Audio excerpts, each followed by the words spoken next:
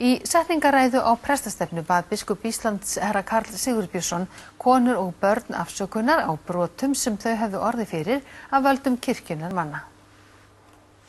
Prestastefna hófst í gær, meginþema hennar endurmat siðgæða og siðbót. Biskup Íslands talaði í ræðu sinni heimilisofbeldi og kynferðislegt ofbeldi gegn konum og börnum.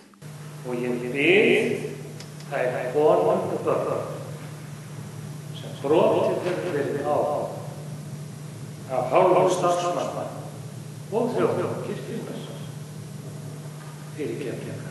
Hvert tilefni þess að þú akkurat núna á þessum tímapunkti biður konur og börn afsökunar á hegðun kirkjunnar manna?